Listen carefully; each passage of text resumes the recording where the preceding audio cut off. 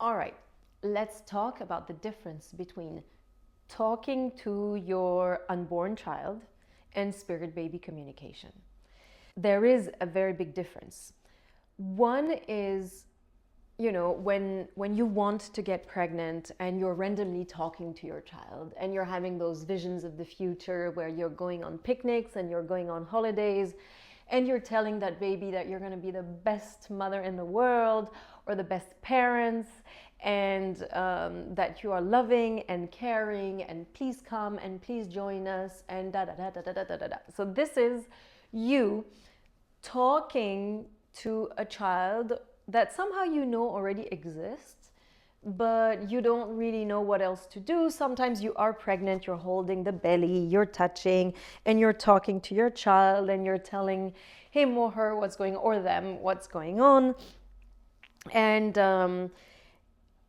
then you're wondering if that is spirit baby communication. Well, not really, because communication means that there's a giver and a receiver, and there is a form of exchange. So I could see what happens when you do spirit baby communication. So first, you have to understand that to be able to do that, you have to learn meditation. Being able to meditate is not that difficult. It's a big concept, but it's about being able to focus, to concentrate, and to relax. The fact that you can enter a deep relaxed state will give you an altered state of being that will make you way more sensitive to an expanded universe where everything is, and that includes your spirit baby. So you become more finely tuned. It's like a radio station, you're changing, you're looking for the bandwidth. And the fact that you are relaxed, the fact that you are expanded energetically, you are able to change your bandwidth and get in touch with your spirit baby.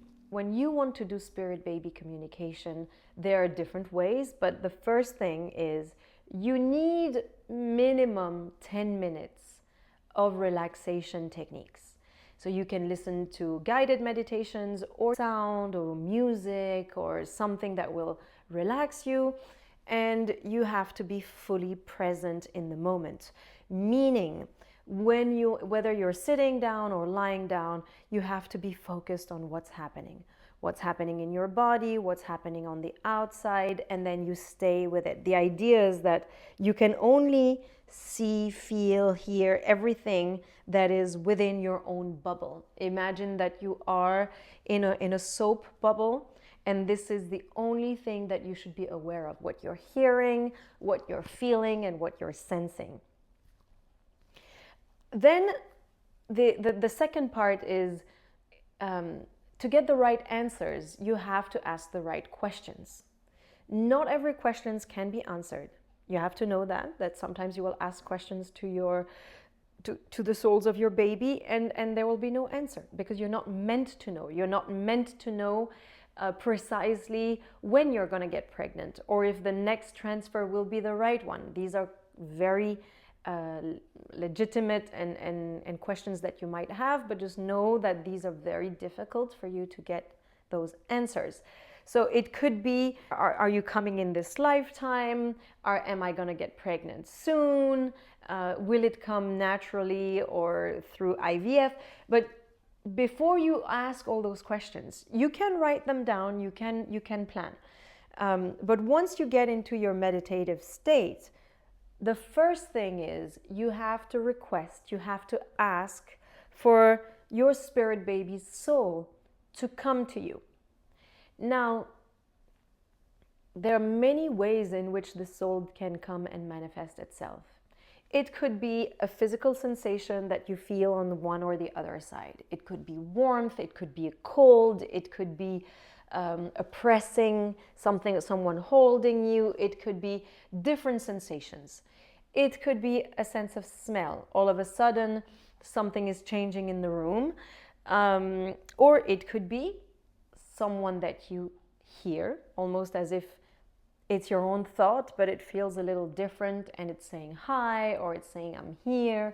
Or you'll start having lyrics of songs as if there's a music, and then those lyrics are talking about, this soul saying, hey, I'm here, I'm coming for you, I love you, and so on. Or you could have a vision. You could see, again, you could see a baby. You could notice that it's a boy or a girl, or it could be an energy form, like a blob, or like a big shape, or formless energy, but it will still give you an impression. It has an energy signature. It will give you a sense of maybe of joy, or maybe of sadness, of big or small. Maybe you'll have a feeling whether it's more feminine or more masculine. So the first thing is, ask for that soul to manifest itself to you. Sometimes you will say, I'm not sure, I think I'm making it up, but usually when it happens, it's something that you haven't even thought about. So it surprises you. That's when it starts to feel real. So once you have that spirit baby's first connection, you have to come closer. You face, you have to be in front of it so that you can feel it. And you have to ask your first question. Don't shoot out all the questions, because you don't know yet what is the mode of communication of that soul. It might not have words. It might not say anything. It might not show its full features, but it might respond in a different way. So the first thing is, ask your question, one question, and wait and see what happens.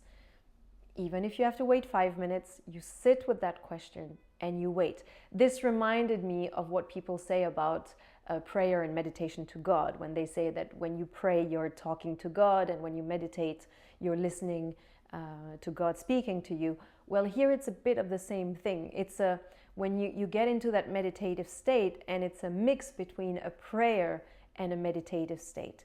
You ask for a question and you wait for an answer. The answer could be anything. If you're asking, what's your name?